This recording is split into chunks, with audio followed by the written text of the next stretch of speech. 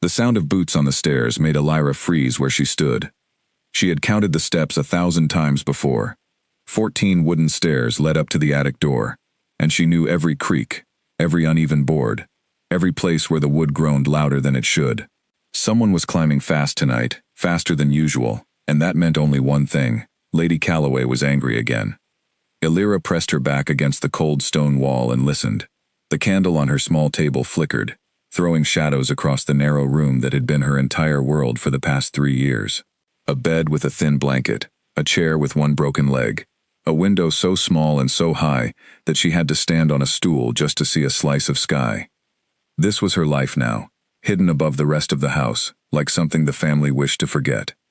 The door handle rattled. She quickly blew out the candle and sat on the edge of her bed, folding her hands in her lap the way she had learned to do. It was safer to look calm. It was safer to look small. Anything that drew attention, anything that made Lady Calloway feel challenged, only made things worse. The door opened and lantern light spilled into the room. "Still awake," Lady Calloway said, though it was not really a question.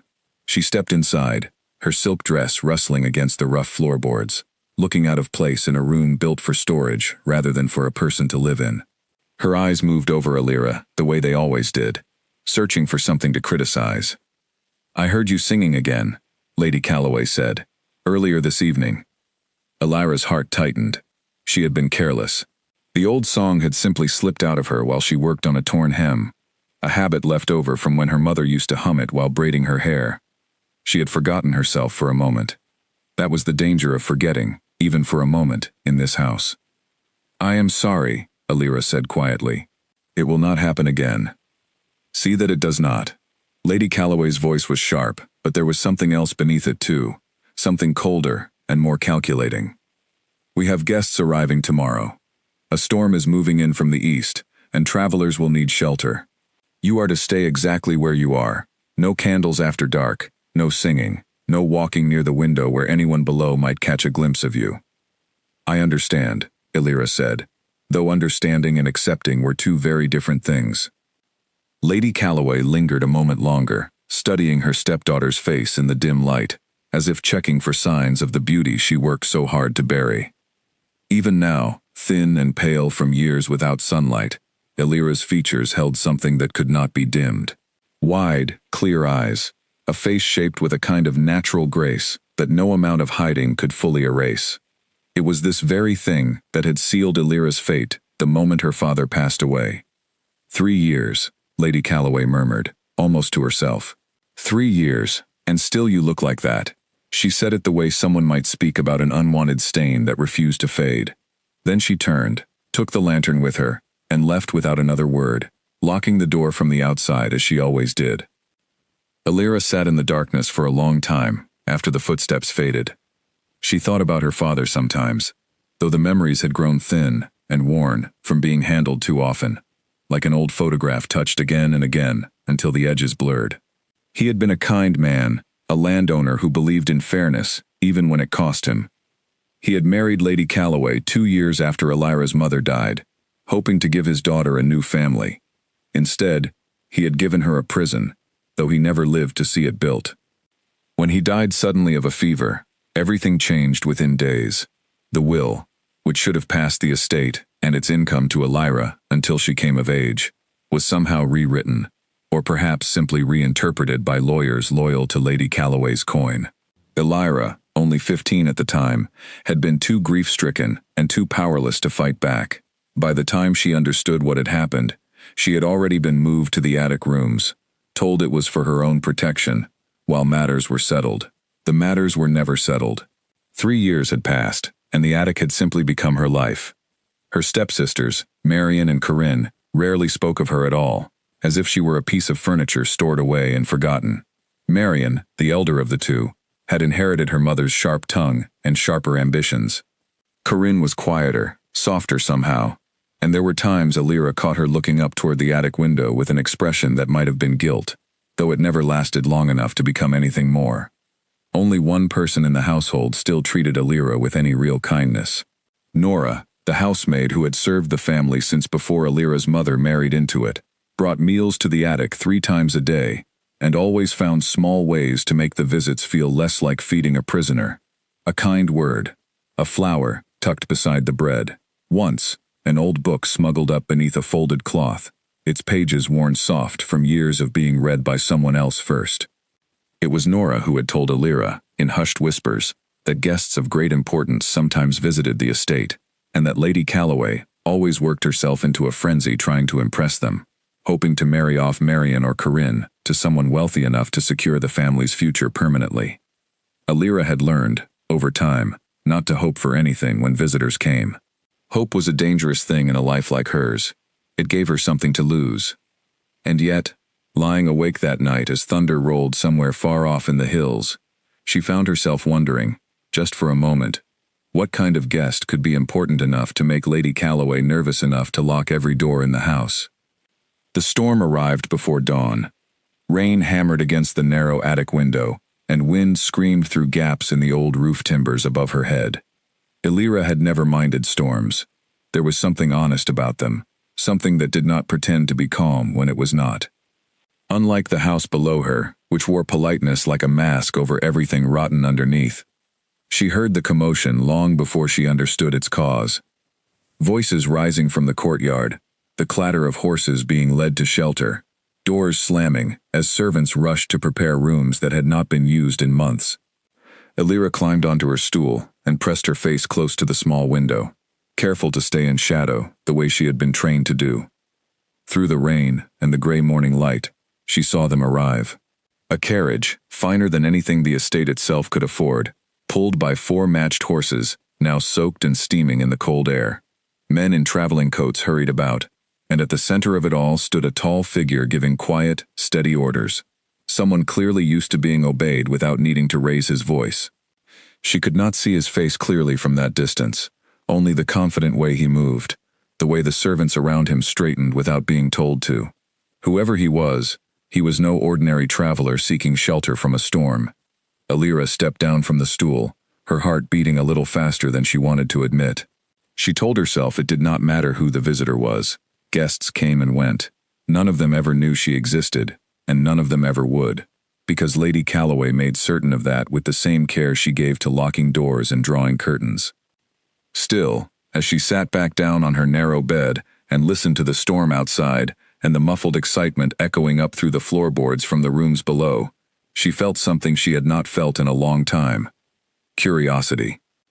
It was a small and fragile thing, easily crushed, but it was there all the same, and for the first time in longer than she could remember, Alira found herself wondering what tomorrow might bring.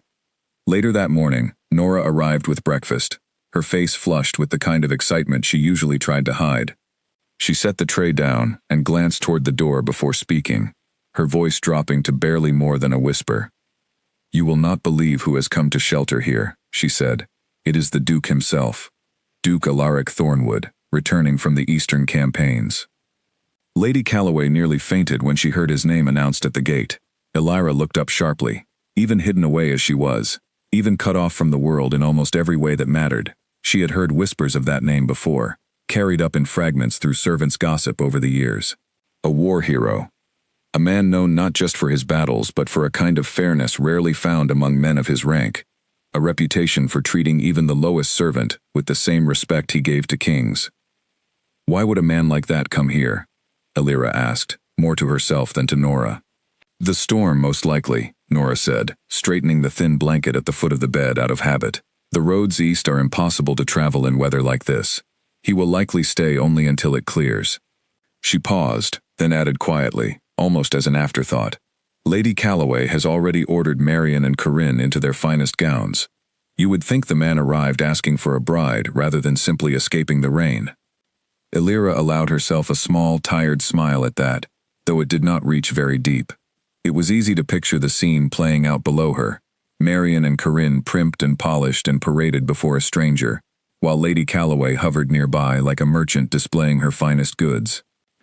None of it concerned her, she reminded herself. Whatever happened in the rooms below, whoever came and went through the front gates of the estate, it would never touch the small, locked world she lived in. That was simply how things were. And yet, long after Nora had gone, and the tray sat empty beside her, Alira found her thoughts drifting back to the tall figure she had glimpsed through the rain, the quiet authority in the way he had moved, and the strange, unfamiliar flicker of curiosity that refused to fade no matter how firmly she tried to push it away. Outside, the storm showed no sign of slowing. If anything, it seemed to be growing stronger, as though the sky itself understood that something important was about to begin, something that would not be so easily locked away or hidden behind a narrow attic door. For the first time in 3 long years, Alira found herself waiting to see what the next day would bring, rather than simply enduring it. It was a small change, barely noticeable, but it was the first crack in a wall that had stood unbroken for a very long time. And sometimes, all it takes is one small crack for everything else to eventually come apart. Duke Alaric Thornwood had faced armies without flinching, but he had rarely felt as trapped as he did sitting in the drawing room of Calloway Manor, surrounded by silk cushions, porcelain teacups, and the relentless attention of a woman, clearly determined to marry off one of her daughters before the storm cleared. "More tea, Your Grace," Lady Calloway asked for the 3rd time in under an hour, already reaching for the pot before he could answer. "I am quite well, thank you," Alaric said, keeping his tone polite despite the growing tightness in his jaw. He had spent 11 days on the road, riding hard from the eastern border where peace talks had finally, mercifully, come to an end. All he wanted was a dry bed, a quiet room, and perhaps a few hours away from the noise of other people's ambitions. Instead, he had been ushered into this overly warm room the moment the storm forced his carriage to stop, and he had not had a moment's peace since. Beside their mother, Marian and Corinne sat stiffly on a velvet settee, dressed in gowns far too elegant for a rainy afternoon spent sheltering strangers. Marian smiled often, a practiced, careful smile that never quite reached her eyes, while she spoke at length about her accomplishments in music and needlework, pausing every so often to glance at her mother for approval. Corinne said very little, though Alaric noticed she watched him with a quieter, more searching kind of attention, as if trying to work out what kind of man he truly was beneath the title. "You must be exhausted from your travels," Lady Calloway said, settling into the chair nearest him, with the satisfied air of a woman who believed she had already won some invisible contest. "Marian plays the pianoforte beautifully. Perhaps after supper, she could offer a small performance to help you relax." "That is very kind," Alaric replied, "though I fear I would be poor company tonight. The road has left me tired, and I would not wish to spoil the evening with my dull conversation." It was, of course, a polite excuse, and one that any experienced hostess would have recognized as such. Lady Calloway, however, seemed determined not to hear it. "Nonsense," she said smoothly. "A little music is exactly what weary travelers need." Alaric's aide, Edwin Hale, sat near the window, quietly observing the exchange with the faint trace of amusement he always wore when watching his employer endure the attentions of ambitious hosts. Edwin had served alongside Alaric for nearly 6 years, first on the battlefield, and later in matters of estate and diplomacy, and he had long since learned to recognize the particular strain in the Duke's expression whenever he was being maneuvered, rather than simply hosted. "Perhaps the Duke would appreciate a tour of the grounds once the rain eases," Edwin offered, deliberately steering the conversation elsewhere. "I understand this estate has quite a history." "Oh, indeed," Lady Calloway said, momentarily distracted from her matchmaking. "My late husband's family held this land for generations. There is a wonderful portrait gallery upstairs, though I fear parts of the house are rather old and in need of repair. We keep much of the upper floors closed off these days." Something in the way she said it, a slight tightening around her mouth, a quickness to move past the subject, caught Alaric's attention, though he said nothing of it at the time. Years of negotiating with difficult men across a battlefield table had taught him to notice such small shifts, the tiny cracks that appeared whenever someone spoke around a truth rather than through it. "I would be glad of a tour," Alaric said simply, filing the moment away without comment. The afternoon dragged on in much the same fashion, filled with careful compliments and careful silences, until the storm outside grew so fierce that even Lady Calloway conceded further travel that day would be impossible. Rooms were prepared. Supper was arranged with more ceremony than the occasion truly required. Alaric found himself seated at the head of a long table between Marian, who spoke endlessly of her admiration for military heroes, and Corinne, who ate quietly and occasionally offered brief, thoughtful observations that Alaric, found far more interesting than her sister's flattery. It was during a lull in the conversation, as servants cleared the second course, that Alaric noticed something odd. A young maid, moving quickly and quietly along the edge of the room, carried a covered tray toward a narrow servant's staircase near the back of the hall. Nothing about this should have caught his attention, except that Lady Calloway's eyes followed the maid's movement with unmistakable sharpness, a flicker of tension crossing her face, before she smoothed it away and returned her attention to the table. "Is something the matter, Lady Calloway?" Alaric asked, watching her carefully. "Not at all," she said quickly, perhaps too quickly.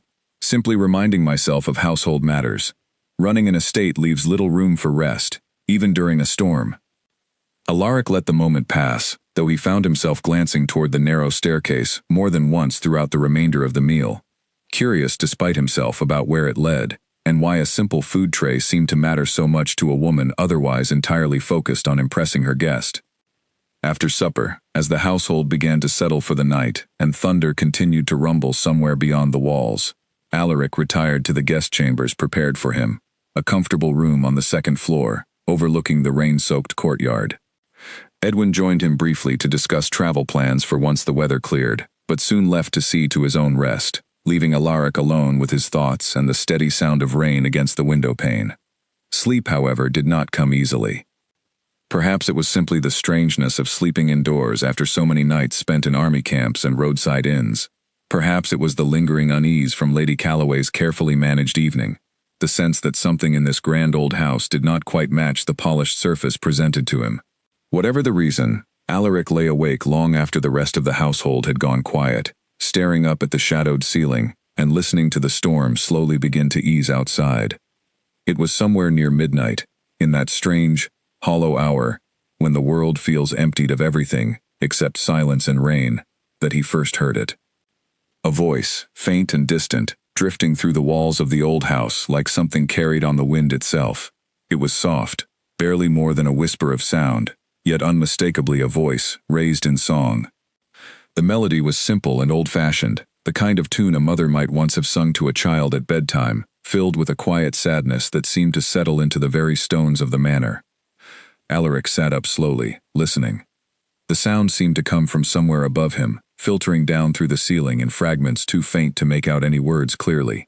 He told himself it was likely nothing, perhaps a servant humming while finishing late chores, or simply his tired mind playing tricks after so many days on the road. Yet something about the sound held him, a quality of loneliness in it that felt far too genuine to be dismissed so easily. He rose from the bed and moved quietly to the door, opening it just enough to look out into the darkened hallway. The house was silent, apart from the fading echoes of the storm outside, and, somewhere above, that same faint melody, rising and falling like a whisper struggling to be heard. Curiosity, the same quiet instinct that had once led him to question the loyalty of an ally general days before that same man's betrayal was uncovered, urged him forward now.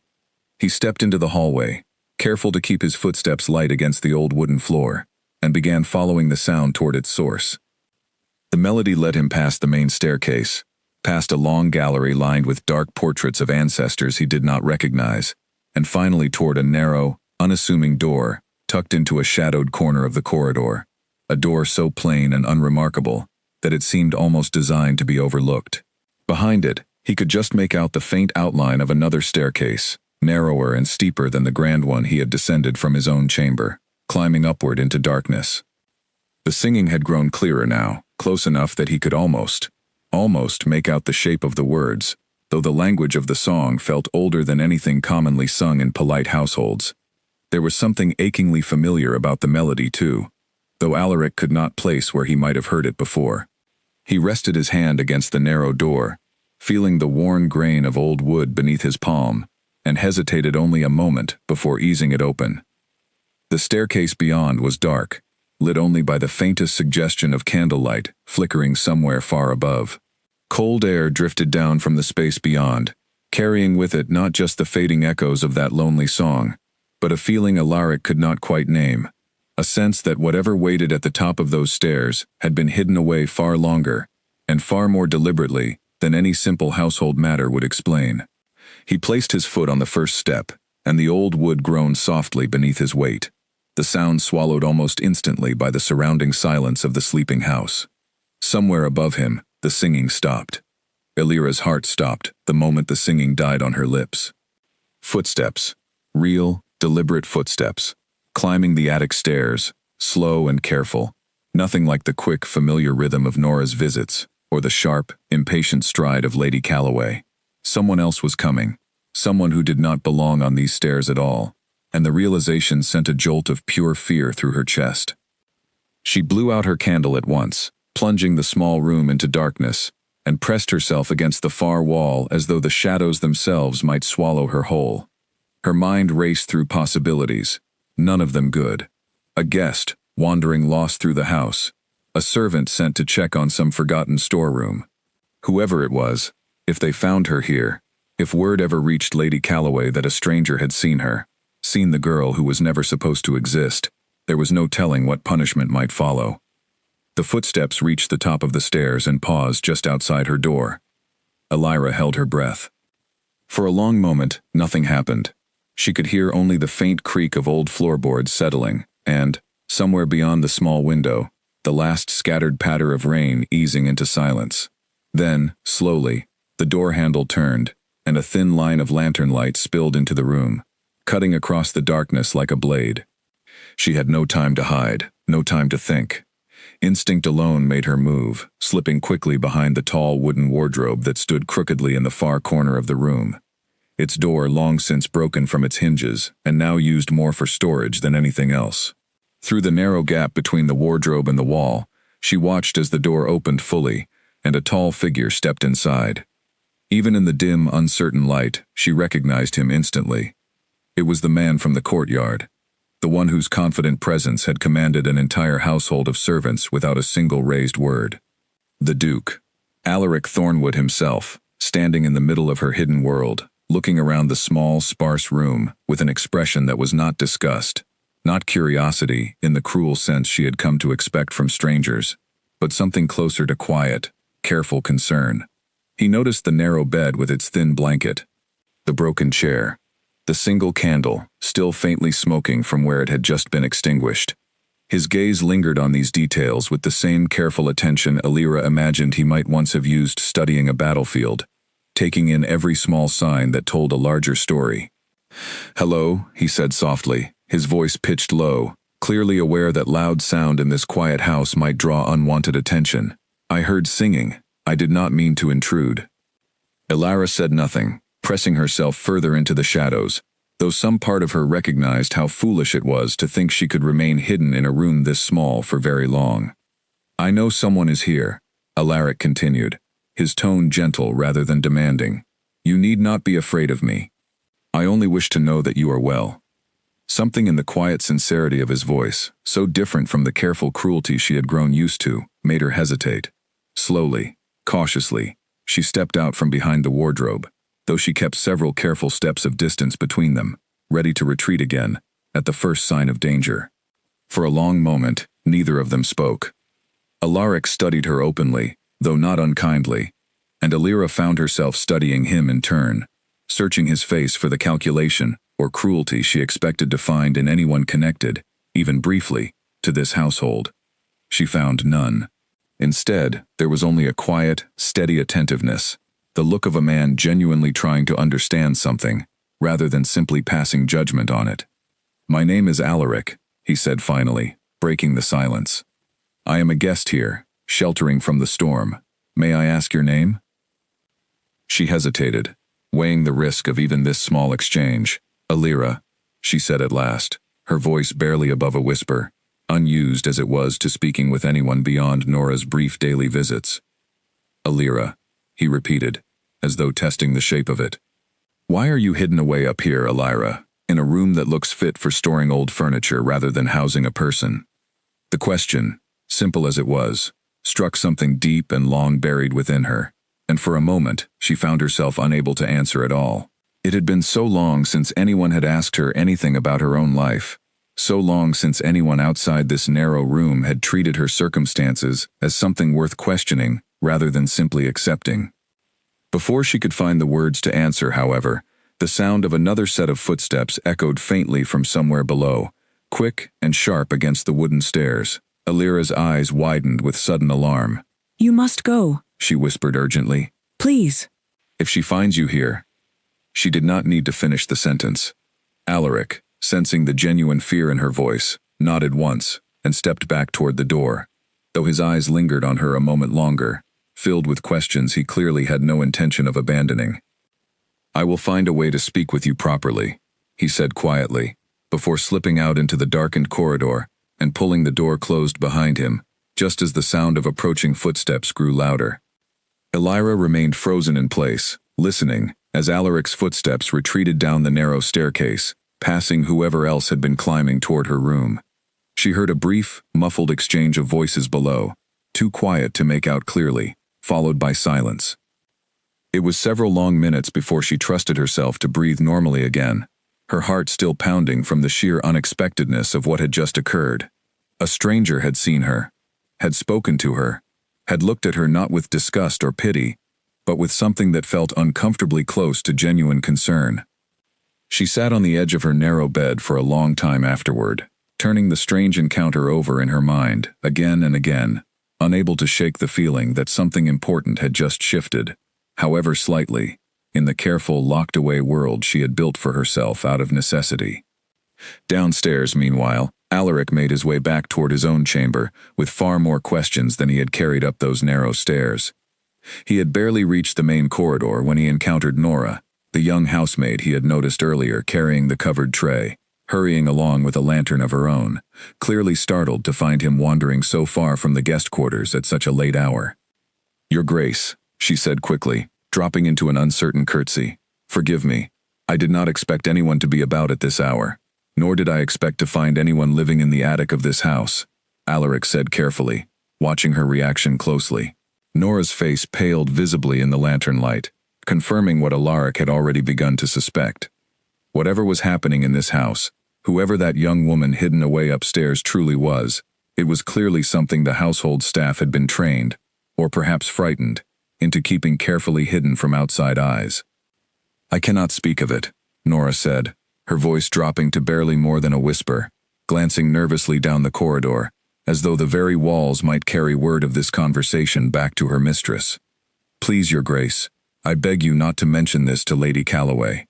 It would go very badly, for many of us, myself included." "I have no wish to cause trouble for you," Alaric said gently, recognizing genuine fear when he saw it. "But I would ask you this. Is she being kept there against her will?" Nora's silence lasted only a moment, but it was answer enough. "Please," she whispered again. "Not tonight. Not here." She glanced once more down the darkened hallway before hurrying away, leaving Alaric alone with the growing certainty that whatever polished, hospitable surface Lady Calloway presented to her guests, something far darker lay hidden beneath it, locked away behind a narrow attic door, and guarded by fear rather than simple household discretion.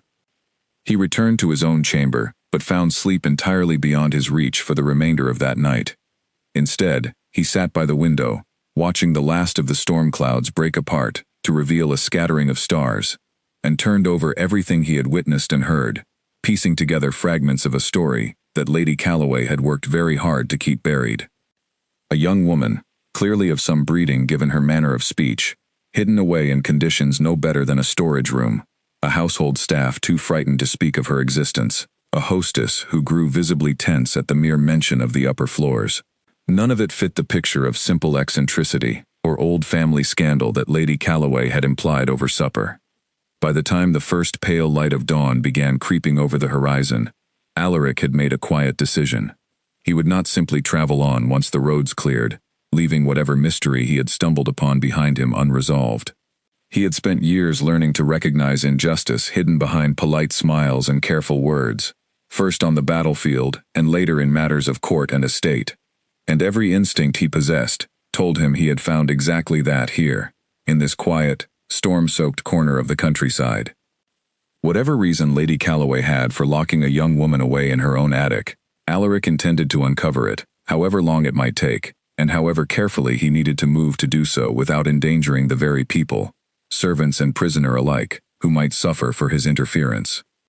As the household slowly began to stir with the arrival of morning, and the sound of servants moving about their early duties drifted up through the old manor's walls. Alaric dressed carefully, and prepared to face another day of Lady Calloway's careful hospitality, armed now with knowledge she had no idea he possessed, and a quiet determination that would not easily be turned aside. Somewhere above him, in a narrow room lit only by a single small window, Elira sat awake as well, watching the same pale morning light creep slowly across her floor, wondering, despite every instinct telling her not to hope, whether the stranger who had found her in the darkness might somehow prove different from every other person who had passed through this house and left her exactly as forgotten as before. Breakfast the following morning was a quieter affair than the elaborate supper of the night before, though Lady Calloway still made every effort to appear gracious and composed. The storm had passed entirely by dawn, leaving the countryside washed clean and glistening under a pale morning sun, and word had already reached the household that the eastern roads, while muddy, were once again passable. "You will be eager to continue your journey, now that the weather has cleared," Lady Calloway said, pouring tea with practiced elegance as Marian and Corinne took their seats at the table.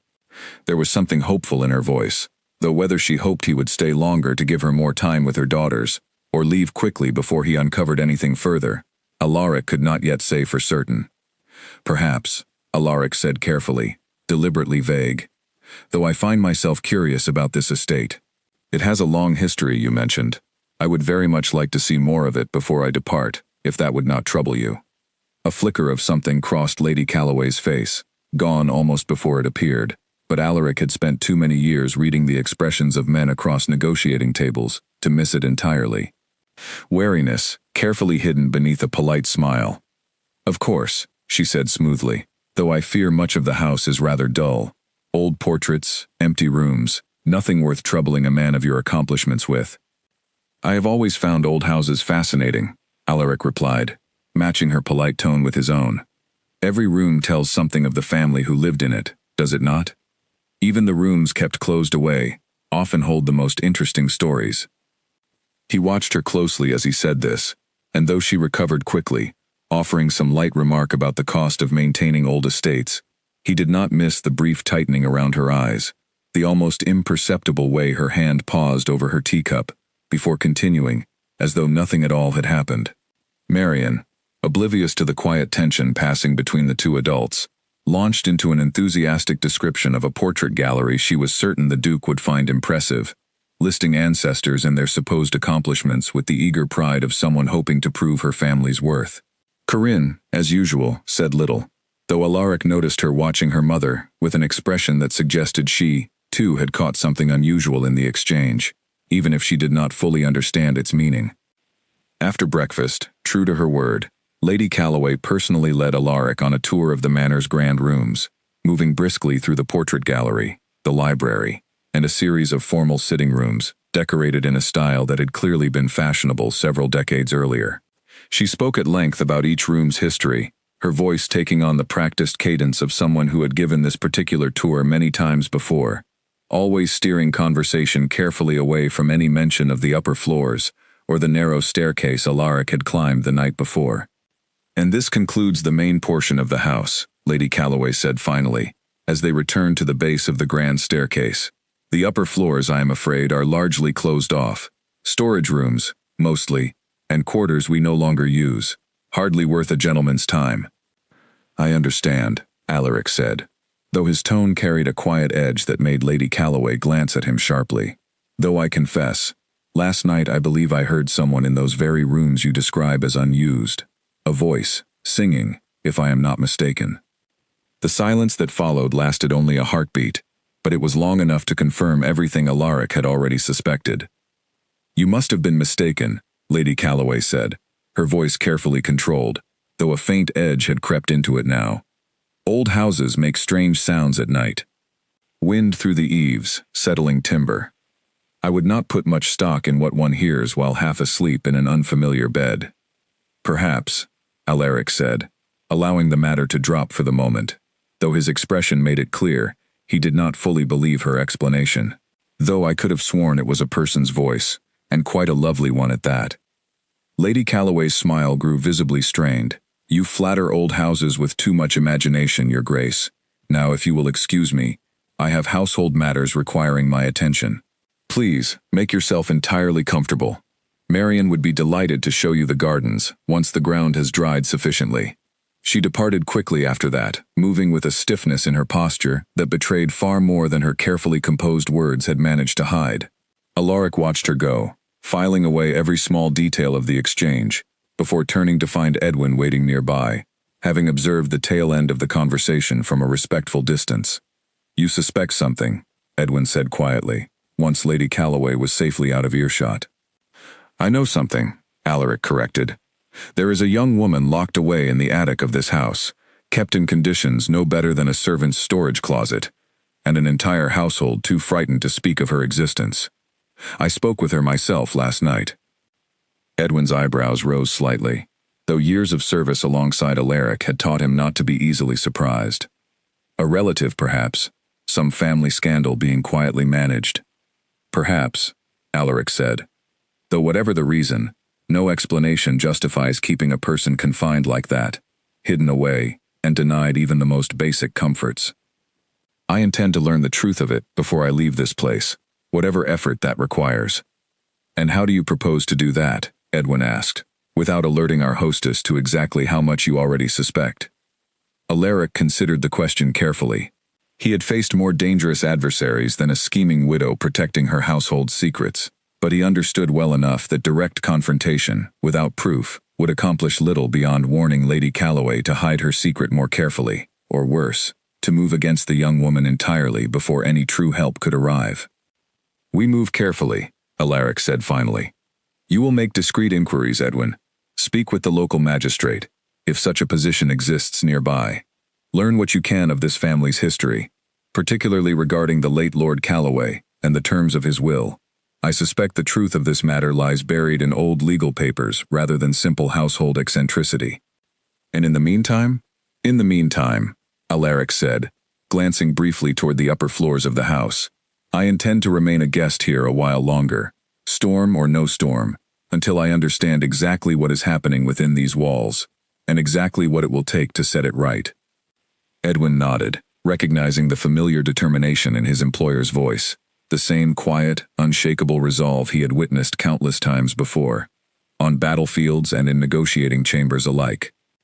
Once Alaric Thornwood set his mind toward righting a wrong, there was very little that could turn him from that path. Over the following days, Alaric extended his stay under the polite excuse of recovering from the exhausting journey east, much to Lady Calloway's evident, though carefully hidden, frustration. He spent his mornings walking the estate grounds, engaging servants in casual, friendly conversation that gradually revealed small fragments of the household's carefully guarded history. An old groundskeeper mentioned, almost in passing, how different the estate had felt when the previous Lord Calloway still lived, how much laughter had once filled halls that now felt cold and watchful. A young stable boy spoke briefly, before catching himself, of a young miss who used to ride through the grounds each morning before her father passed away, before everything changed so suddenly and completely. Each small fragment added weight to the picture slowly forming in Alaric's mind, though he was careful never to press too hard, never to ask questions that might reach Lady Calloway's ears, and warn her of exactly how much ground he had already covered. Meanwhile, high above the main floors of the house, Alira found herself unable to stop thinking about the strange, unexpected encounter with the Duke. Nora, during her daily visits, mentioned in careful whispers that the guest had extended his stay, that Lady Calloway grew visibly more tense with each passing day he remained, and that servants throughout the household had begun whispering among themselves about the unusual attention their mistress paid to keeping certain rooms firmly locked. "Do you think he remembers?" Alira asked quietly one afternoon, as Nora set down her midday meal. "Do you think he will simply forget what he saw and move on, as everyone else always has?" Nora considered the question carefully before answering. "I do not think Duke Thornwood is the sort of man who forgets easily," she said. "Not when it comes to matters of injustice. I have heard the other servants speak of his reputation. He is known as a fair man, even among common soldiers who served beneath him. I do not think he will simply walk away from what he saw here." Alira turned this over in her mind, long after Nora had gone, unable to decide whether to allow herself the dangerous luxury of hope, or to guard herself once more against disappointment, as she had learned to do so many times before. Yet despite every careful instinct urging caution, she found herself, for the first time in longer than she could remember, waiting eagerly for whatever the following days might bring, rather than simply enduring them in silence. Below, unaware of the quiet storm of anticipation building above her own carefully constructed world, Lady Calloway continued her efforts to appear the perfect, gracious hostess, even as fear and calculation churned steadily beneath her composed exterior. She had worked too hard, sacrificed too much of her own dignity and patience, to see everything unravel now because of one curious guest and his inconvenient habit of noticing far more than she wished him to see. Whatever it took, she resolved privately, watching Alaric from a distance as he walked the estate grounds deep in thought, she would find a way to protect the secret she had guarded so carefully for 3 long years, even if that meant taking more drastic measures than she had ever previously considered. It took 4 more days before Alaric found a safe opportunity to return to the narrow attic staircase. 4 days of careful patience, quiet observation, and small, deliberate steps designed to avoid raising Lady Calloway's suspicion any further than it had already risen. He had learned, through careful conversation with Nora, that Lady Calloway typically retired early each evening after a long day spent managing her household and entertaining her guest, and that the servants' quarters, located in a separate wing entirely, meant few eyes remained active in the main house once night fully settled. It was during one such quiet evening, with Edwin keeping careful watch near the main staircase to warn of anyone approaching, that Alaric finally climbed the narrow steps once more, a small lantern in hand. Elira had grown used to expecting only Nora's familiar footsteps at this hour, and so the soft knock at her door, different from any sound she had heard before, sent an immediate jolt of alertness through her. "It is Alaric," came the quiet voice from beyond the door, careful and low. "I would like to speak with you properly, if you will allow it." For a long moment, Elira hesitated, old fears warring against the strange, persistent curiosity that had lingered in her mind ever since their first brief encounter. Finally, she crossed the small room and opened the door herself, something she had not done for anyone besides Nora in longer than she could remember. Alaric stepped inside carefully, setting his lantern on the small table beside her bed, casting a warm, steady light across the room that made it feel, if only for a moment, slightly less like the cold, forgotten space it truly was. "Thank you for allowing me in," he said, his tone gentle and entirely without the condescension she might have expected from a man of his rank speaking to someone in her circumstances. "I have thought of little else these past days, besides the questions I did not have the chance to ask you properly." Elira lowered herself carefully onto the edge of her bed, still watching him with the wary caution of someone unused to trusting easily. "What is it you wish to know?" she asked. "Everything," Alaric said simply. "Who you are, why you are kept here, in conditions unfit even for household storage, let alone for a person. I have already gathered fragments of the truth from servants too frightened to speak plainly, but I would rather hear the full story from you, if you are willing to share it." And so, slowly at first, then with growing steadiness as the words finally found their way free after years of enforced silence, Elira told him everything. She spoke of her father, a fair and gentle man who had built this estate into something prosperous through years of honest effort, and of her own happy childhood spent within these very walls before everything changed.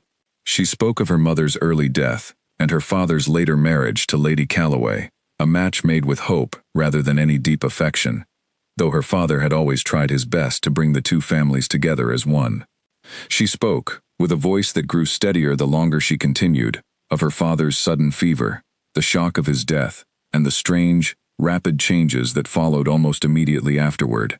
The will, which she remembered clearly stating that the estate and its income should pass into her own hands upon reaching adulthood, with Lady Calloway serving only as guardian and steward until that time, had somehow been quietly altered, or reinterpreted through legal maneuvering she had been far too young and far too grief-stricken to fully understand or contest. "Within a month of his passing," Elira said quietly, "I was moved to these rooms. I was told it was for my own protection, that matters needed to be settled properly before I could resume my place in the household. That was 3 years ago. Nothing has ever been settled.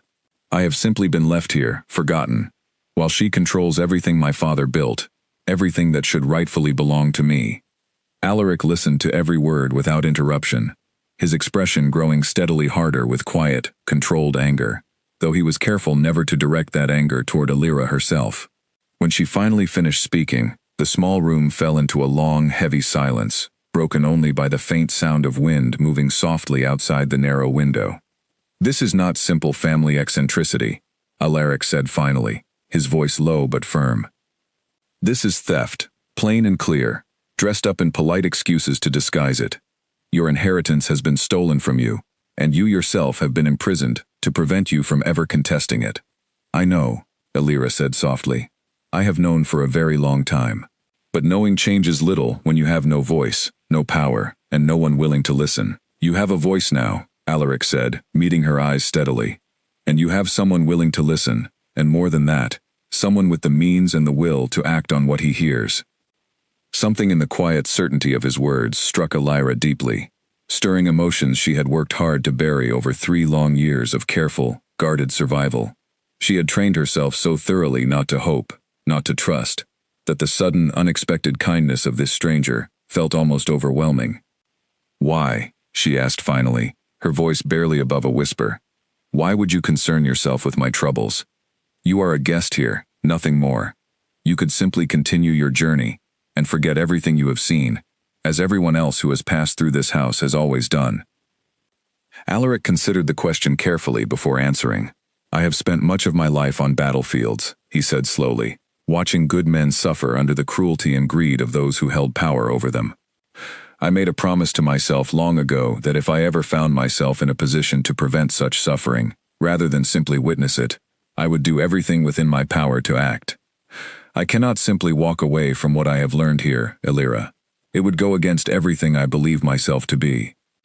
They spoke for a long while after that, the careful wariness between them, slowly giving way to something quieter and gentler, an easy conversation that felt, to Alira, unlike anything she had experienced in longer than she could remember.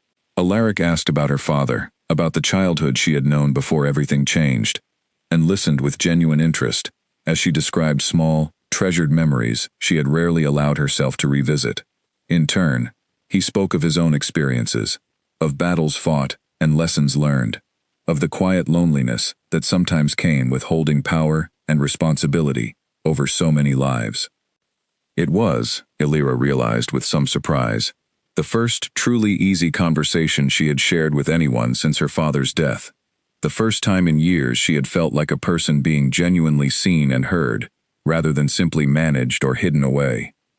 Their conversation was interrupted, far sooner than either of them wished, by a soft, urgent knock at the door. Alaric rose quickly, recognizing the particular rhythm of the knock as Edwin's careful warning signal. "Someone is coming." Edwin's voice came quietly through the door. "Move quickly." Alaric turned back to Alira, his expression suddenly urgent. "I must go," he said. "But I promise you, this is not the end of this conversation. I intend to see this wrong righted, whatever it requires. Will you trust me a little longer?" Alira hesitated only a moment before nodding. "I will trust you," she said quietly, "though I confess I am frightened of what it might cost if she discovers what has passed between us." "I will not allow harm to come to you," Alaric said firmly, gathering his lantern and moving quickly toward the door. "Whatever happens, I promise you that." He slipped out into the darkened corridor, just as the sound of approaching footsteps grew close enough to be genuinely alarming, moving quickly and quietly down the narrow staircase with Edwin close behind him, the two men melting into the shadows of the main house, mere moments before Lady Calloway herself appeared at the base of the stairs, drawn by some vague, unexplainable instinct that something within her carefully controlled household had shifted in ways she could not yet fully identify. She paused at the base of the narrow staircase, glancing upward with a frown of suspicion, before finally shaking her head and continuing on toward her own chambers, dismissing the strange, prickling unease as nothing more than the lingering tiredness of a long day. High above, in the small, narrow room that had confined her for 3 long years, Alira sat alone once more in the darkness, though for the first time in longer than she could remember, the silence around her no longer felt entirely empty. Something had shifted tonight, something quiet but undeniable, and though fear still lingered at the edges of her thoughts, a new and fragile kind of hope had begun to take root alongside it, refusing, despite every instinct urging caution, to be entirely extinguished. Downstairs, safely returned to his own chamber, Alaric sat by the window once more, staring out at the star-scattered sky, his mind already working through the careful steps that would be required to expose the truth of what had happened within these walls, and to finally set Alira free from a prison that had held her captive for far longer than any injustice should ever be allowed to endure. He thought of the letter Edwin had already prepared, ready to be sent at first light to a trusted lawyer in the capital, a man known for his careful, thorough handling of complicated inheritance disputes. He thought of the quiet, steady courage Alira had shown despite 3 years of isolation and mistreatment, a resilience that only deepened his determination to see justice properly served. And though he did not yet know exactly how the coming days would unfold, or what obstacles Lady Calloway might yet place in his path, Alaric Thornwood made a quiet, private vow to himself that night, one he intended to keep no matter the cost.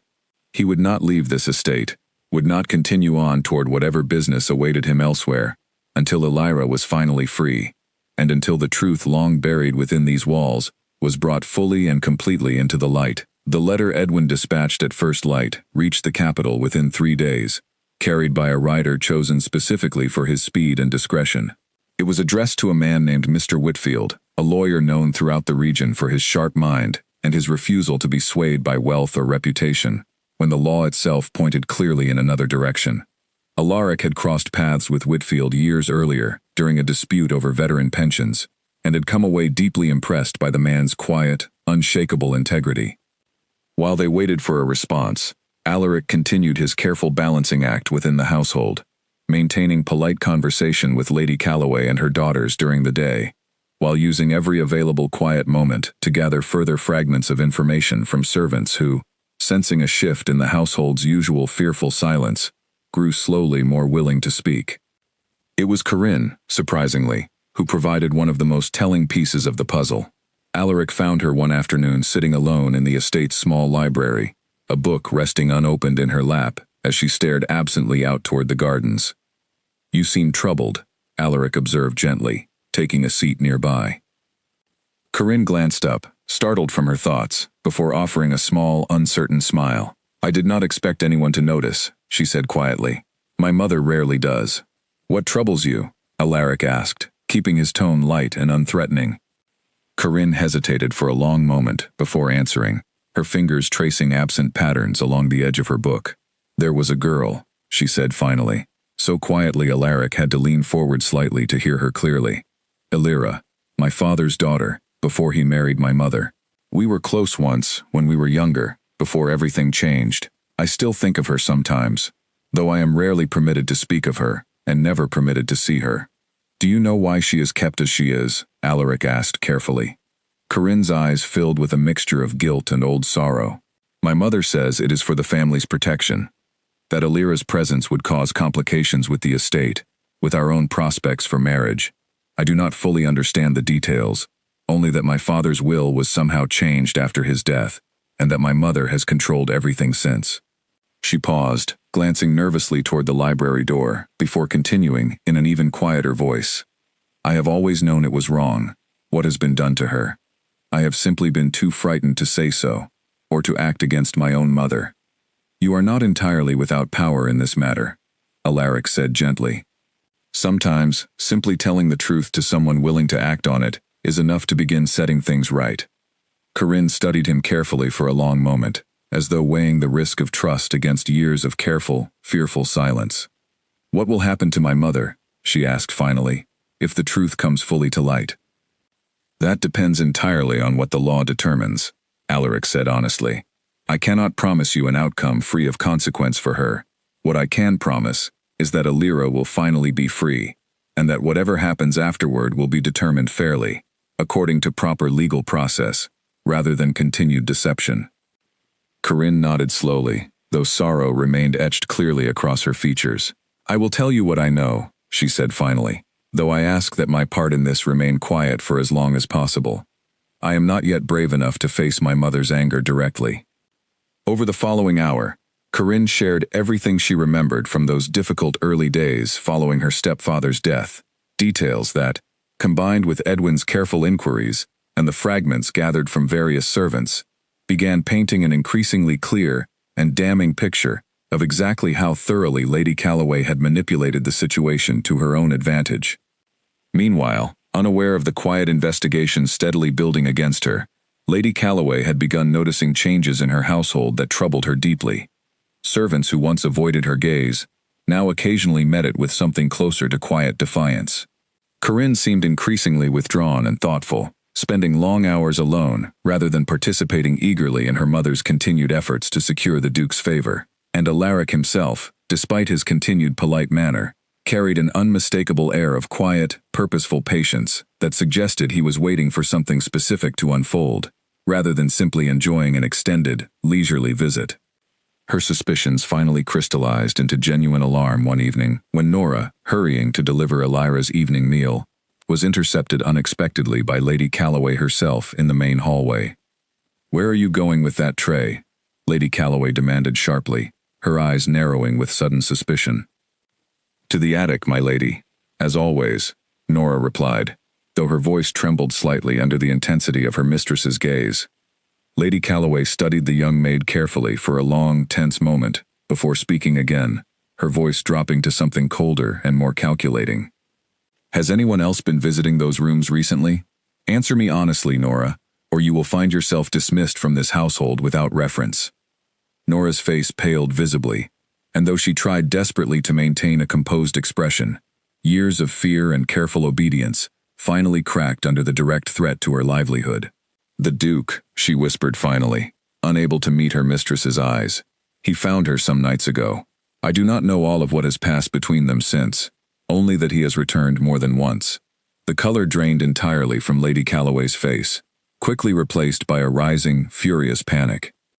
3 years of careful control, of meticulous deception maintained through fear and isolation, threatened now to collapse entirely because of one curious, persistent guest she had been unable to send away quickly enough. "You will speak of this to no one else," Lady Calloway said sharply, before turning and moving quickly toward her own private study, her mind already racing through increasingly desperate possibilities.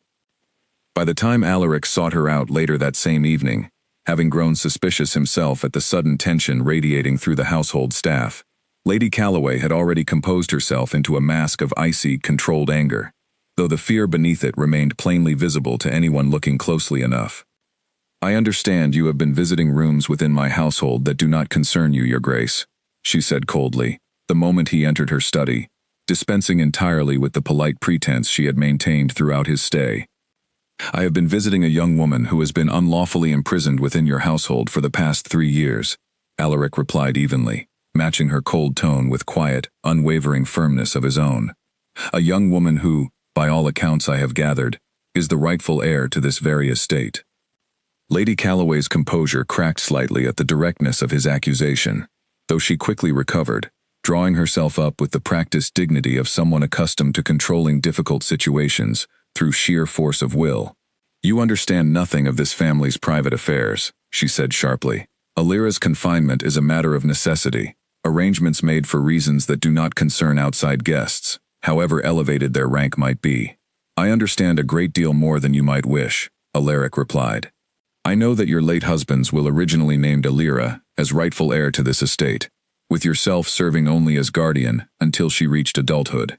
I know that this arrangement was somehow altered shortly after his death, coinciding precisely with Elira's sudden confinement. I have already begun the process of having these matters properly examined by legal counsel in the capital, and I expect their findings to arrive within a matter of days." The full weight of his words settled over Lady Calloway like a physical blow, her carefully maintained composure finally shattering entirely as the reality of her situation became inescapably clear. 3 years of careful deception, of controlling and confining a young woman for the sake of financial security and social ambition, now stood on the verge of complete and public exposure. "You do not understand the difficulties I have faced," she said, her voice suddenly desperate rather than commanding. "Managing this estate alone, securing proper futures for my own daughters. Elira was never meant to suffer indefinitely. Arrangements were always intended to be made, in time, once matters settled properly. 3 years is not a reasonable amount of time to settle matters," Alaric said firmly, though not without a trace of genuine pity for the fear now plainly visible beneath her desperate justifications. And confinement in conditions unfit for basic human dignity is not a reasonable arrangement under any circumstances, regardless of whatever difficulties you believe justified it. Lady Calloway said nothing further for a long moment, her mind clearly racing through increasingly desperate possibilities. Finally, she straightened once more, though the icy composure she attempted to reclaim now carried an unmistakable edge of genuine panic. "I will not simply surrender everything I have built these past 3 years," she said quietly, though the threat beneath her words was unmistakable. "Whatever your lawyer discovers, whatever proof you believe you have gathered, I assure you, Your Grace, I do not intend to relinquish control of this estate, or of Alira's future, without considerable resistance." "That is your choice to make," Alaric said evenly, turning toward the door. "But I assure you in return, I do not intend to leave this estate, nor to abandon Alira's cause, until justice has been properly served, however much resistance you choose to offer along the way." He left her study without waiting for further response, his mind already turning toward the practical steps that would be required to protect Alira from whatever desperate measures Lady Calloway might now attempt. Aware that the quiet, careful phase of his investigation had ended, and that a far more direct and dangerous confrontation now loomed unavoidably ahead. Behind him, alone in her study, Lady Calloway sat in tense, furious silence, already calculating the drastic steps she believed necessary to salvage what remained of her carefully constructed control, steps that would soon force the entire simmering conflict within Calloway Manor into its final, decisive confrontation. Alira woke the following morning to the unfamiliar sound of a key turning in her door far earlier than usual, followed not by Nora's gentle presence, but by 2 unfamiliar servants she had never seen before, their expressions carefully blank in a way that immediately set her nerves on edge. "Gather your things," one of them said briskly. "Lady Calloway has arranged for your immediate departure." "Departure," Alira repeated, confusion and alarm rising sharply within her. "Departure to where?" Neither servant answered directly, instead beginning to pack her few meager belongings, with brisk efficiency, that left no room for questions or resistance. Alira's mind raced desperately, understanding immediately that this sudden, unexplained action must somehow connect to Alaric's continued presence in the house, though she had no way of knowing exactly what had transpired between him and her stepmother. "Please," she said, trying to keep her voice steady despite the fear building rapidly within her chest, "at least tell me where I am being taken." "A convent, several days' travel from here," the servant said finally, her tone carefully neutral. "Lady Calloway believes a quieter, more disciplined environment would better suit your circumstances going forward." The words struck Alira like a physical blow. A convent, isolated and far removed from everything and everyone she had ever known, would mean the complete and permanent end of any hope she had begun, however cautiously, to allow herself these past several days. It would mean never seeing Alaric again, never having any further chance to reclaim the life and inheritance that rightfully belonged to her. "I will not go," she said, surprising herself with the sudden, fierce determination in her own voice. "You have very little choice in the matter," the servant replied, not unkindly, though clearly unwilling to defy her mistress's direct orders. "Lady Calloway's decision has already been made." Alira was escorted, under close watch, to a small, plain carriage waiting at the rear entrance of the estate, chosen specifically, she realized with growing dread, to avoid drawing the attention of the household's more prominent guest. She was placed inside without ceremony, the door locked firmly behind her, and the carriage began moving almost immediately, leaving the only home she had ever known behind her at last, though under circumstances far different from anything she might have hoped for. Nora, arriving with Alira's usual morning meal only minutes later, found the attic room entirely empty, the small collection of Alira's few possessions gone along with her. Panic gripped the young maid immediately, and she hurried as quickly as propriety allowed to find Alaric, who was breakfasting alone in the small dining room, having grown increasingly wary after his confrontation with Lady Calloway the previous evening. "She is gone," Nora said breathlessly, barely remembering to lower her voice despite the urgency of her news. "Alira, the room is empty. I overheard one of the other servants say something about a convent, several days' journey from here." Alaric rose immediately, his expression darkening with a controlled fury he rarely allowed himself to display so openly. "When?" he demanded. "How long ago did the carriage depart?" "I do not know exactly," Nora said. "Perhaps within the last half hour, no longer." Alaric wasted no further time on questions, moving quickly through the house to find Edwin, who was already saddling horses in the stable yard, having anticipated some form of desperate action from Lady Calloway following the previous night's confrontation. "She has sent Alira away," Alaric said, swinging quickly onto his horse. "A convent, several days distant, though I do not yet know the exact route taken. The eastern road remains the only reasonably passable route from here," Edwin said, quickly mounting his own horse. "If they departed within the half hour, we may still catch them before they reach the crossroads." They rode hard through the morning, following the muddy eastern road, at a pace that left little room for conversation. Both men focused entirely on closing the distance, before Alira could be moved beyond any reasonable hope of intervention. Alaric's mind raced through increasingly grim possibilities, the fear of arriving too late settling like a cold weight in his chest, entirely unlike the careful, controlled patience he had maintained throughout the earlier stages of this quiet investigation. They spotted the small, plain carriage just as it approached the crossroads, moving at a modest pace along the muddy track, clearly not expecting pursuit. Alaric urged his horse forward with renewed determination, drawing alongside the carriage and calling for it to halt with an authority that left the driver little choice but to comply immediately. Alira, hearing the sudden commotion outside, pressed her face against the small carriage window and felt her heart leap with a mixture of relief and disbelief as she recognized Alaric's familiar figure drawing his horse to a stop beside the carriage door. "Open this door immediately," Alaric commanded, and the frightened driver complied at once, clearly recognizing the futility of resisting a man of Alaric's rank and evident determination. Alira stepped down from the carriage on unsteady legs, scarcely able to believe he had actually come for her, that this was not simply some desperate, hopeful dream conjured by her own frightened mind. "You came," she said softly, her voice trembling with barely restrained emotion.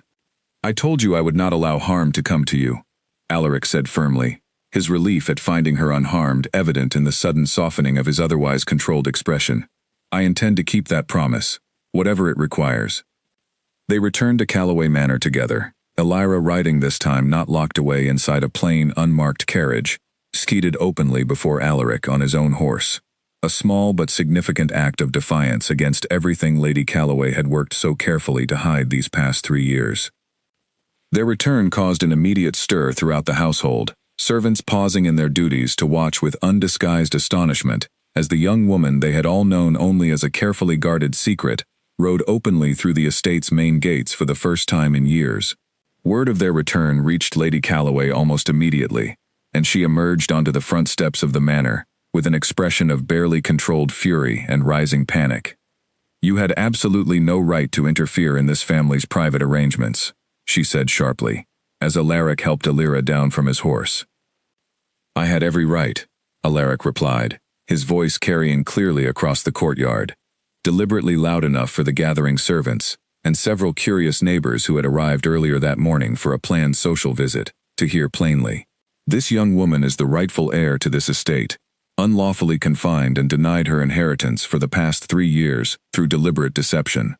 I will not stand by and allow her to be sent away to disappear entirely, simply to protect arrangements built upon such clear and deliberate injustice." A murmur rippled through the small crowd of gathered servants and neighbors, several of whom exchanged meaningful glances, clearly recalling old, half-forgotten rumors about the previous Lord Calloway's daughter that had never quite been fully explained to anyone's satisfaction. "You understand nothing of this situation," Lady Calloway said, though her voice had lost much of its earlier authority, cracking slightly under the weight of so many witnesses observing this sudden public confrontation. "I understand a great deal," Alaric said firmly, "and I intend to remain here, publicly and without apology, until the full truth of this matter is properly examined and justice is finally served. I will not leave this estate without Alira's rightful inheritance being fully restored to her, whatever resistance you continue to offer." Alira stood beside him, trembling slightly, though whether from fear or from the overwhelming novelty of finally having someone speak so openly and forcefully on her behalf, She could not entirely say. She glanced toward the small crowd gathered nearby, and found, to her surprise, expressions not of judgment or disdain, but of genuine sympathy and quiet support. Several servants nodding slowly, as though long-suspected truths were finally, at last, being spoken plainly. Lady Calloway looked around at the gathered witnesses, at the servants no longer willing to look away, at the neighbors whispering quietly among themselves, and felt, for the first time in 3 years, the true and inescapable weight of her actions, finally catching up to her, threatening to unravel everything she had worked so desperately to protect. "This is not finished," she said finally, her voice tight with barely controlled fury, before turning sharply and retreating back into the manor, leaving Alaric and Alira standing together in the courtyard, surrounded by a household finally beginning, however cautiously, to imagine a very different future than the one they had grown accustomed to enduring in silence. Mr. Whitfield arrived at Calloway Manor 5 days later, accompanied by a clerk carrying a thick collection of documents and a formal letter bearing the seal of the capital's highest court of inheritance disputes. His arrival, though quiet and unassuming in manner, carried with it an authority that even Lady Calloway, for all her earlier defiance, could not easily dismiss. He was shown into the estate's main study, where Alaric, Alira, Edwin, and, at Alaric's specific insistence, Lady Calloway herself, along with Marian and Corinne, had gathered to hear the findings of his careful investigation. "I have spent the past several days examining the original will of the late Lord Calloway," Mr. Whitfield began, his voice calm and methodical, "alongside the documents currently governing the estate's management. I regret to inform this household that significant discrepancies exist between the two." He proceeded to lay out his findings with careful, thorough precision. The original will, a copy of which had been recovered from the court's own archives, where it had been properly filed at the time of Lord Calloway's death, clearly named Alira as primary heir to the estate, with Lady Calloway granted guardianship and management rights only until Alira reached the age of 18, an age she had, in fact, already surpassed nearly a full year earlier. The document currently used to justify Lady Calloway's continued control, however, bore signs of clear and deliberate alteration, alongside signatures from witnesses who, upon further investigation, proved either entirely fictional or, in one case, a household servant long since dismissed and now residing several counties away, who confirmed under formal questioning that she had never witnessed any such document during her time in service. "This constitutes clear evidence of fraudulent alteration," Mr. Whitfield concluded, "sufficient grounds for the court to void the fraudulent document entirely and restore the estate's management fully to its rightful heir, effective immediately." Lady Calloway sat in stiff, pale silence throughout the entire explanation, the last remnants of her earlier defiance finally crumbling under the weight of evidence too thorough and too carefully documented to dispute any further. "I acted only to protect my daughter's futures," she said finally, her voice hollow rather than defiant now, the fight having gone out of her entirely. "I never intended such lasting harm." "Whatever your intentions," Mr. Whitfield said, not unkindly, though with clear professional firmness, "the law recognizes only the actions taken and their consequences. Alira's confinement and the theft of her rightful inheritance represent serious violations that the court will now address, according to proper legal process." Alira listened to this entire exchange with a strange, disorienting mixture of emotions swirling within her, relief and vindication tangled together with a lingering disbelief that the truth she had carried alone and unspoken for 3 long years was finally, at long last, being properly acknowledged. "What happens now?" she asked quietly, once Mr. Whitfield had finished laying out the formal legal findings. "Now," Mr. Whitfield said, offering her a small, reassuring smile, "the estate and its full income are restored entirely to your name, effective from this very day. Arrangements will need to be made regarding Lady Calloway's continued residence and role within the household, though that decision, given the circumstances, rests entirely in your own hands going forward." All eyes in the room turned toward Alira, and for a long moment she found herself uncertain how to respond, the sudden, overwhelming shift from powerlessness to genuine authority settling over her in a way she had never fully prepared herself to experience. She glanced first toward Corinne, remembering the quiet kindness and old, genuine affection they had once shared as children, and then toward Marian, whose earlier confident manner had entirely evaporated, replaced now by visible uncertainty and fear regarding her own future. Finally, she turned toward Lady Calloway herself, meeting her stepmother's eyes directly for what felt like the first time in years. "I do not wish to see anyone cast out onto the streets, regardless of what has passed between us," Elira said finally, her voice steady, despite the emotion clearly evident beneath it.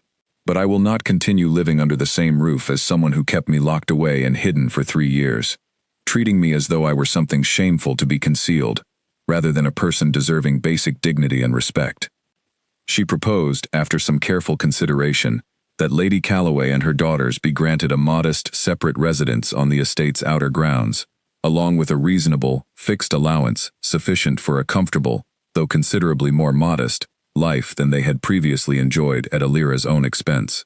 It was, everyone in the room recognized, a remarkably generous resolution, given everything Elira herself had suffered, though her quiet insistence on fairness, even toward those who had wronged her so deeply, seemed, to Alaric, watching from across the room, entirely consistent with the gentle strength of character he had come to admire so deeply over these past several days.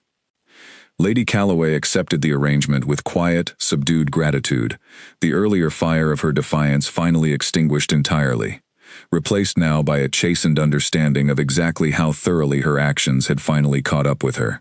Marian remained largely silent throughout the remainder of the discussion, though Corinne, once the formal proceedings concluded, approached Elira quietly and took her hand. "I am sorry," Corinne said softly. "For every year, I remained silent when I should have spoken out on your behalf."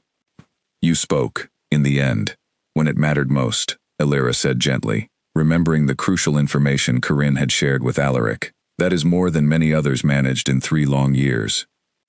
With the legal matters properly settled and the estate's rightful ownership fully restored, the following days brought changes to Calloway Manor more profound than anything the old house had witnessed in years. Elira moved, for the first time since her father's death, into the grand rooms of the main house that had always rightfully belonged to her. Rooms filled with warm sunlight and open windows, an almost overwhelming contrast to the small, narrow attic that had confined her for so long. She spent her mornings now walking freely through the estate's gardens, feeling the sun on her face without fear of being seen, and her afternoons gradually reacquainting herself with the practical details of managing the household and lands that were now fully her own responsibility, guided patiently by Mr. Whitfield's continued advice and, increasingly, by Alaric's own steady presence beside her. Their friendship, forged initially through fear and secrecy in the shadowed darkness of a hidden attic room, deepened steadily in the open light of Elira's newfound freedom. Alaric found reasons to extend his stay well beyond what any reasonable business could justify, and Elira, though she would never have dared admit it during those first tentative days of their acquaintance, found herself increasingly reluctant to imagine him departing at all. It was on a quiet evening several weeks later, as they walked together through the estate's gardens beneath a sky brilliant with early stars, that Alaric finally spoke the words that had been building steadily within him since that very first night he had followed an unfamiliar voice up a narrow, forgotten staircase. "I did not come to this estate seeking anything beyond shelter from a passing storm," he said quietly. "Yet I find myself now entirely unwilling to imagine continuing my journey without you beside me." Elira turned to face him fully, her heart beating with a mixture of joy and lingering disbelief that such happiness could truly belong to her after so many years of careful, guarded survival. "I spent 3 years believing myself forgotten by the entire world," she said softly, "hidden away where no one would ever think to look for me. And then you climbed a staircase you had no reason to climb, following a song you had no reason to follow, and everything changed entirely. I have found, in my experience," Alaric said, reaching gently for her hand, "that the most important discoveries often begin with nothing more than a small, unexpected sound in the darkness, if only someone is willing to follow it far enough to learn the truth waiting at its source." They stood together beneath the quiet evening sky, the old manor house behind them finally free of the fear and secrecy that had haunted its upper floors for 3 long years, and Elira felt, for the first time in longer than she could properly remember, the full and complete certainty that whatever challenges still lay ahead, she would no longer need to face them locked away and alone in the darkness. News of the change at Calloway Manor traveled quickly through the surrounding countryside, carried first by the neighbors who had witnessed the courtyard confrontation firsthand, and later by the servants themselves, who found, for the first time in 3 years, no reason to guard their words so carefully. Within weeks, the story of the hidden heir and the Duke who had refused to abandon her had become a familiar tale, told in market squares and roadside inns alike. Though Alira herself remained largely indifferent to the growing attention, far more interested in simply learning to live freely than in any reputation the tale might earn her. The estate itself began to change as well, gradually shedding the cold, watchful atmosphere that had settled over it during the years of Alira's confinement. She reopened rooms that had stood locked and unused, filling them once more with light and quiet activity.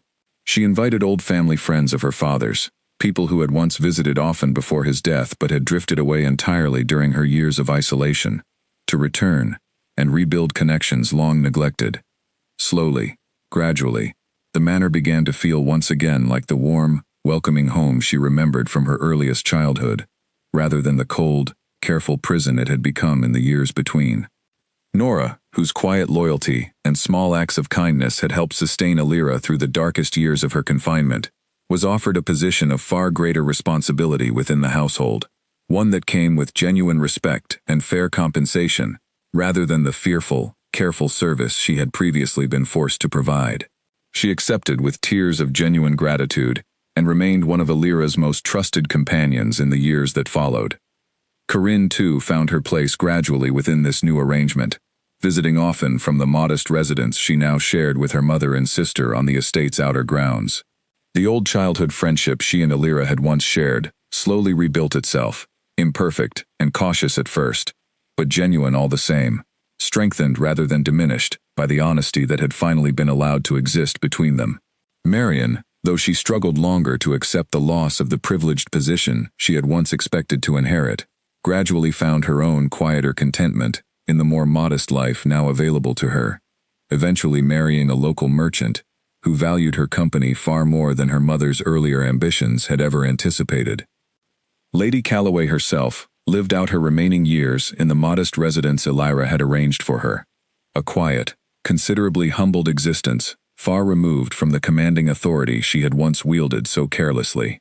She rarely spoke of the years of Alira's confinement, though those who knew her well sometimes noticed a lingering, unspoken regret in her expression whenever the subject arose, even indirectly, in conversation. Whatever bitterness she may have harbored toward the reversal of her fortunes, she never again attempted to challenge the legal arrangements Mr. Whitfield had so carefully established, understanding perhaps, at last, exactly how thoroughly her own actions had brought about her fall from power. As for Alaric and Alira, their bond continued to deepen steadily through the months that followed his initial declaration beneath the evening stars.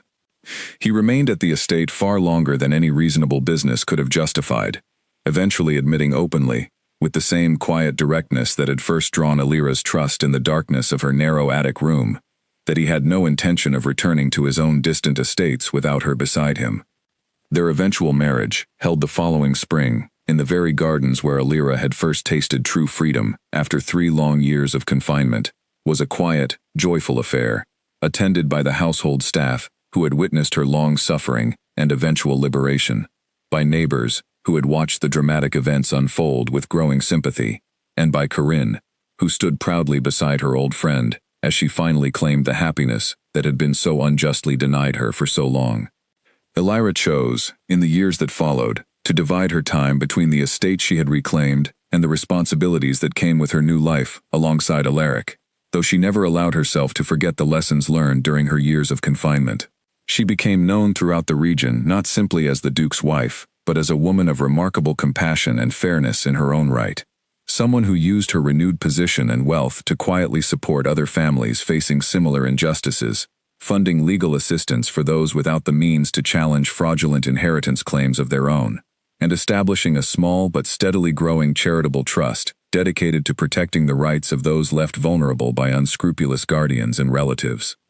She often thought, during quiet moments in the years that followed, of the narrow attic room that had confined her for so long, though the memory gradually lost much of its old power to frighten her. In time, she came to view those difficult years not as a permanent wound, but as a period of quiet endurance, that had ultimately taught her the true value of patience, resilience, and the importance of never entirely abandoning hope, however small and fragile it might sometimes feel. Alaric, for his part, found in Alira a partner whose quiet strength matched his own, someone who understood both the weight of responsibility that came with power and the equally important necessity of using that power with genuine compassion rather than careless authority. Their partnership, built initially on an unlikely foundation of secrecy and quiet defiance, grew steadily into something far deeper and more enduring, a genuine partnership built on mutual respect, shared values, and the particular understanding that comes only from having faced adversity together and emerged from it stronger rather than diminished. Years later, when their own children grew old enough to ask about the story of how their parents had first met, Alira would tell them, with a gentle smile that still carried traces of the wonder she had felt that very first night, about a stranger who had heard a lonely song drifting through old stone walls, and who had cared enough to follow that sound up a forgotten staircase, rather than simply returning to his own comfortable rest. Sometimes, she would tell them, the most important changes in our lives begin with someone simply choosing to notice what others have long since learned to ignore. Your father noticed me, when the rest of the world had trained itself to look away, and because of that simple, quiet act of attention, everything that followed became possible. The old attic room itself was eventually converted, at Alira's specific request, into a small library filled with books and soft, comfortable furnishings, a space no longer defined by isolation and fear, but by quiet comfort freely chosen, rather than cruelly imposed. She would sometimes sit there in the late afternoons, sunlight now streaming freely through a window that had once offered only the smallest, most carefully guarded glimpse of the outside world, and reflect on how completely her life had transformed since that stormy night, when a curious stranger first climbed those narrow, creaking stairs. The estate itself flourished under her careful stewardship, its lands and income managed with the same fairness and attention to genuine welfare that her own father had once shown, restoring not just her own personal fortune, but the trust and goodwill of the wider community that had gradually eroded during the years of Lady Calloway's mismanagement. Servants who had once served in careful, fearful silence found themselves working now within a household defined by genuine respect and fair treatment, a transformation that rippled outward gradually to influence the practices of neighboring estates as well, as Alira's reputation for fairness and compassion continued to grow throughout the region. Looking back on everything that had transpired, from the cold isolation of her confinement to the warmth and security of the life she eventually built alongside Alaric, Alira came to understand that her years of suffering, painful as they had been, had ultimately shaped her into someone uniquely capable of recognizing and addressing injustice wherever she encountered it. A quiet strength born directly from the very hardship that had once seemed destined to break her entirely.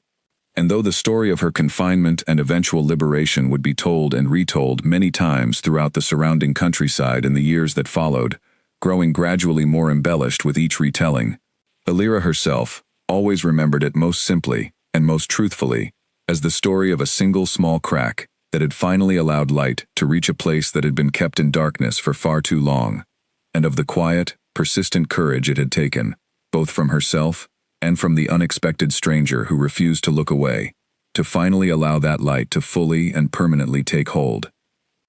In the end, theirs became not simply a story of rescue, but of mutual recognition, two people who had each, in their own way, learned the true cost of silence and the genuine transformative power of choosing, against every easier alternative, to speak the truth plainly and to act on it with unwavering courage, regardless of the difficulties such honesty might bring. It was this shared understanding, more than any single dramatic moment of confrontation or discovery, that ultimately formed the true and lasting foundation of the life they built together, long after the storm that had first brought them together had faded into nothing more than a distant, cherished memory.